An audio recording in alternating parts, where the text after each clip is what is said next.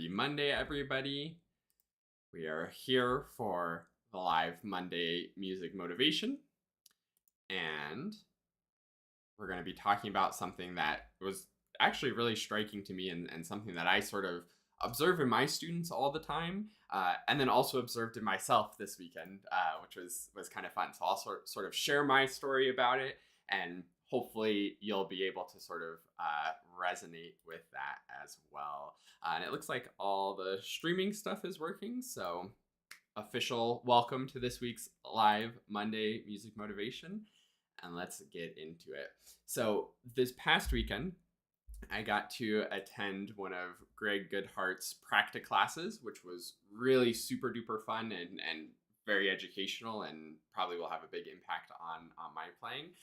If you don't know what a practice class is or who Greg Goodhart is, he's sort of a practice expert and focuses on practicing as sort of his main thing. He's basically somebody who can teach you how to practice on any instrument, and actually could teach you how to learn probably pretty much anything, and has a really good understanding of the neuroscience behind it, and all the research and learning theory and things like that.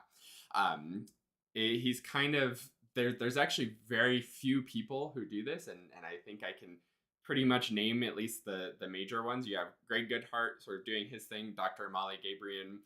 She also talks about very similar stuff and has a fantastic YouTube channel. And then there's Noah Kageyama, who I think might also have a doctorate. I'm not 100% sure, but he runs The Bulletproof Musician, which is a podcast and a blog going over sort of learning studies and music studies and things like that, and also is very interested in the sort of science of practice and efficient practice. So what a practice class is like a master class, but focusing on practicing. So he actually invited me and one of my students to play. So one of my students was working on a clarinet piece that she was working on, and he was working with her to give her different practice strategies to make it feel more comfortable and confident and secure.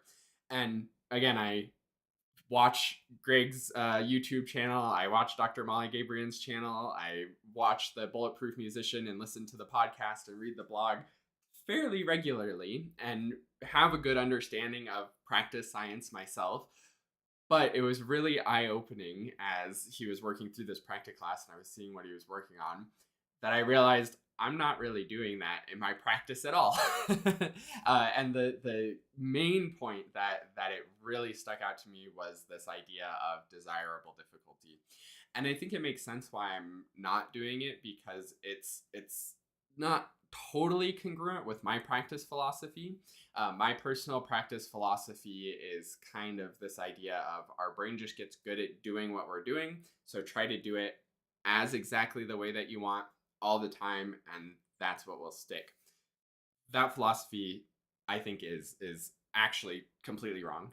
Maybe not completely wrong, but that philosophy isn't the most effective practice philosophy.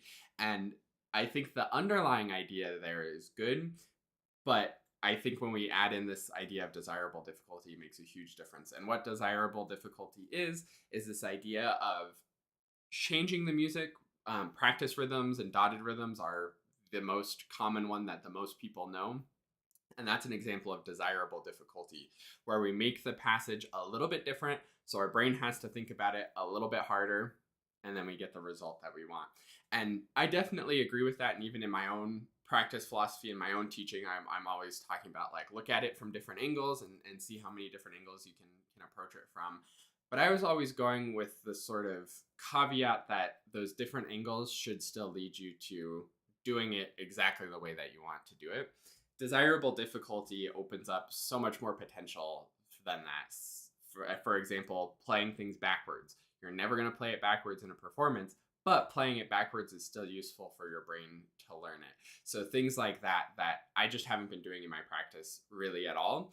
And I think it makes sense why I'm missing that last like 10 to 20% of practice effectiveness, because I'm learning things and I'm getting them correct, but I'm missing that last step of really ingraining it and really getting the brain to fully digest it and have even more secure and strong neural networks in place for it.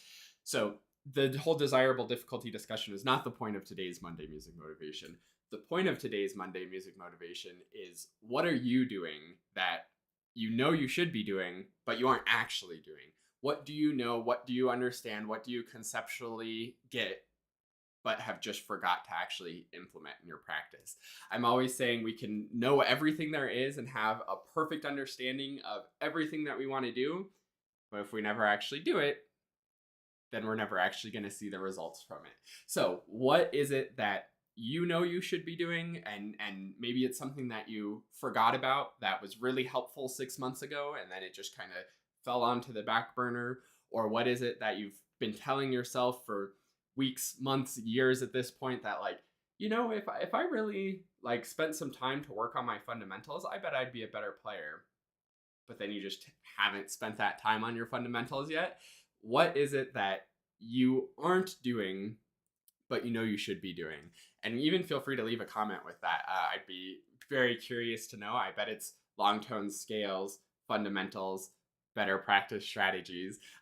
But what is it? And of course, you can see the natural next step to that is to actually do that in your practice this week. So I really encourage you to identify something that's been sort of on the back burner, something that maybe worked well a long time ago, something that you've been wanting to try out, something that you know is good for you, but you just don't actually do it. This could also be something that you assume that you are doing. So say, for example, in your long tones, you assume that you're doing your long tones correctly because you play your long tones every time you practice. But take a step back and assess, what is the point of long tones again? Am I actually doing that? Am I actually implementing the point? Am I actually getting benefit out of doing this exercise? And if you aren't, then there's probably a different way of doing it or a different way of looking at it that you've forgotten about, like focusing more on sound quality, not worrying about the music you're playing, worrying more about how you're playing the instrument in the long tones example. Something like that. That's like, okay, I know that's what it's about, but am I actually doing it? So that's your mission for this week, and you can put that into your template as you fill out your practice template for this week. This is what the template looks like. Very straightforward. You can also go to quickstartclarinet.com/get started to download this exact template in my free members area, along with a bunch of other cool, useful resources. But the point is to put the date for the week, reflection of how things are going, your goal for this week, and then your plan for when you're going to make it happen. And you can see my goal is to actually implement desirable difficulty in my practice, to really get those little tricky sections that I'm struggling with down. And then your plan for when you're going to do it, and take that plan, put it in your calendar, put it in your planner, set the reminders for it so you actually implement that plan and you actually show up when you said you were going to show up. And now you know what you're going to work on for those time periods. And for me, I know the music that I have in mind. I know that I'm implementing the desirable difficulty approach. And I'm really looking forward to getting into some dedicated, consistent, hopefully, practice time this week because it's been super busy lately.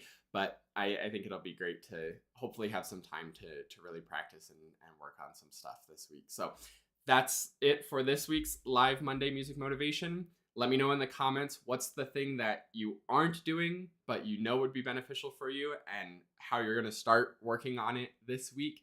Have a fantastic week working on that. I think you'll be surprised when we do the stuff that you know you should be doing but haven't actually been doing will yield very likely satisfying and productive practice. Maybe a little frustrating at first, but once you get over that, it'll be satisfying and productive. I'm quite confident. So have a great week of practice, everybody. Have a great rest of your day, and I'll see you next week.